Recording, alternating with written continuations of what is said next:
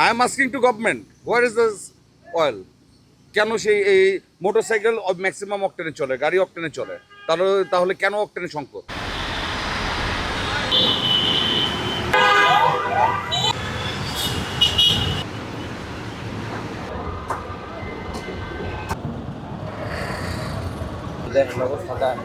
এই যে মনে করেন আমরা যারা সাধারণ মানে নিম্ন আয়ের যারা মানুষ, দৈনিক আমাদের 1 লিটার তৈল লাগে, আমরা 1000 টাকার তৈল ভরতে পারি না। সেক্ষেত্রে আমাদের দৈনিক লাইনে দাঁড়াইতে হয়। কিন্তু দেখা যায় 90% প্রাইভেট কারে আপনার একটা কুচক্রি মহল গ্যাস আছে, তারপরও তারা তৈল ভরে নিয়ে বাইরে খুচরা বিক্রি করে 250 টাকা লিটার। তারাই আমাদের কাছে আসে, ভাই আপনার তেল কি খুব জরুরি? বলি হ্যাঁ, বলছে আমাদের কাছে 250 টাকা লিটার দিলে পাওয়া যাবে। তাইলে আমরা ভুক্তভোগী, এটা প্রশাসনের নজরদারি করা উচিত আমি মনে করি আপনাদের মাধ্যমে, নাইলে এই দুর্ভোগ আমাদের যাবে না। সেই সকাল মনে করেন 10টায় দাঁড়াইছি, এখন এই 3টে বাজতেছে, এখনো দাঁড়ান নেই। তো দেখেন মানুষগুলো দাঁড়াই আছে। সিরিয়ালটা মনে হচ্ছে এখানে তো মজুতদারি বলতে কোনো কিছু নাই। আমরা রাইড শেয়ার করলে 300-400 টাকার তেল তো আর আমরা মজুত করতে পারি না। আমাদের বিশেষ করে ধরেন এই যে প্রাইভেট কারগুলো যেভাবে তেল নিচ্ছে, ওরা একটা এসে বলে ট্যাঙ্কি লোড করে দেন, ওর ট্যাঙ্কিতে 5 লিটার ঢুকার পরে আর তেল ঢুকে না। তেল থাকতেও তারা এসে লাইনে দাঁড়ায় তেল নিচ্ছে। এইরকম একটা আর কি প্যানিক তৈরি করছে প্রাইভেট কারগুলো বিশেষ করে। আর আমাদের বাইকে তো দেয় 200-300-500 টাকার তেল। এই তেল দিয়ে তো আর কেউ মজুত করার সুযোগ পাবে না। 2টায়, কিন্তু আমরা দাঁড়াই 12টা 11টায়।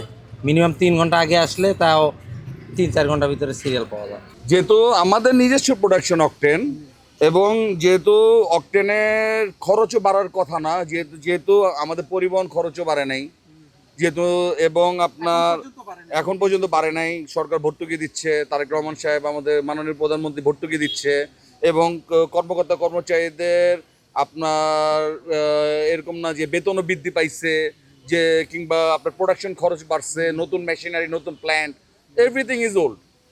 তাহলে যদি দাম বেড়ে থাকে, দাম বাড়ানো থাকে, এবার সে বাড়ানোটা বা তাহলে সরকার হয়তো কোনো ট্র্যাপে আছে, কোনো সিন্ডিকেটেড ট্র্যাপে আছে, যেটা সরকার নিজে হয়তো আইডেন্টিফাই করতে পারতেছে না যে হোয়ার ইজ দ্য ট্র্যাপ। তো সরকারের উচিত সেই ট্র্যাপটা আইডেন্টিফাই করা, কোথায় তাদের যে সরকারকে এই সিন্ডিকেট ট্র্যাপ করে রাখছে। কারণ আমরা যত যাই বলি আমরা সিন্ডিকেট ভাঙবো, সিন্ডিকেট ভাঙবো, আমরা সিন্ডিকেট ভাঙতে পারতেছি না। আমাদের প্রোডাকশনের জিনিস আমরা ইম্পোর্টের থেকে বেশি দাম দিয়ে কিনতেছি। না না, পেট্রোল ইম্পোর্ট করলে পেট্রোলের দাম ছিল 125 টাকা, আর আমার প্রোডাকশনের জিনিস, আমার দেশের আমার প্রোডাকশনের জিনিস আমি 130 টাকা করে লিটার কিনতেছি, এখন 40। ওয়াই? এটা তো যেহেতু আমার প্রোডাকশনের জিনিস, যেহেতু আমার কস্ট বাড়ে নাই, এটার দাম কমানো উচিত, ইম্পোর্ট প্রোডাক্টের দাম বাড়া উচিত, যেহেতু সেটাতে গভর্নমেন্ট ডিউটি দিচ্ছে, ভর্তুকি দিচ্ছে, কিন্তু অকটেনে তো ভর্তুকি নেই। তাহলে কেন অকটেনের দাম বেশি, এবং কেন অকটেনের দাম আবার বাড়লো, এবং কেন 75% আমার প্রোডাকশন অকটেন আর 25% পেট্রোল দিয়ে আমি ইম্পোর্ট করি, সেই 75% অকটেন আজকে কোথায়, কার গোডাউনে আছে, কিংবা কোথায় পাচার হচ্ছে, সরকারের সেটা আইডেন্টিফাই করা উচিত। কারণ দেয়ার ইজ এ সিন্ডিকেট, সেই সিন্ডিকেটটা আইডেন্টিফাই করা উচিত আই থিঙ্ক। আমাদের যদি 75% যদি আমাদের নিজস্ব আমদানি হয়, এটা আমিও জানি, সেটা সিলেটে গ্যাস বিলটা হচ্ছে, এবং অলরেডি আমাদের এটা বাইরে রিফাইন করতে হয় না, ওইখানে রিফাইন হয়ে আসতেছে, এবং অকটেন একমাত্র ওয়ার্ল্ডের মধ্যে বাংলাদেশে আছে, আর কোনো কান্ট্রিতে নাই। তো where is the oil? I am asking two government where is this oil?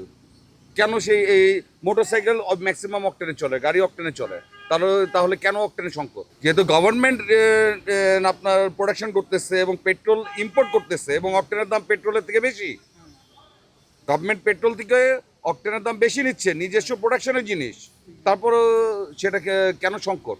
আর নিজেরও যেহেতু আমদানি হয়, তাহলে এটা তো আমদানি কস্ট বাড়ে নাই। গভর্নমেন্ট তো এটা যারা এখানে চাকরি করে তারা গভর্নমেন্ট এমপ্লয়ি, তাদেরকে তো পে স্কেলও দেওয়া হয় নাই, তাহলে এটা অকটেনের দাম কেন বাড়ানো হলো?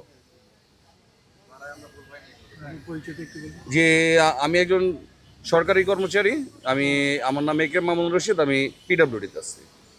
সরকার পোষাতে পারছে না যে অন্য কান্ট্রি থেকে তেল কিনতে পারে, এই কারণেই হয়তো বা তেলের দামটা বাড়ানো হয়েছে, যেমন ভিয়েতনাম থেকে কিংবা ব্রুনাই থেকে কিংবা মালয়েশিয়া থেকে কিংবা থাইল্যান্ড থেকে যেন তেল আমদানি করতে পারে, কারণ ওগুলো তো আর আপনার ক্রুড অয়েল না, ওইটা তো আপনার রিফাইন অয়েলের দাম বেশি।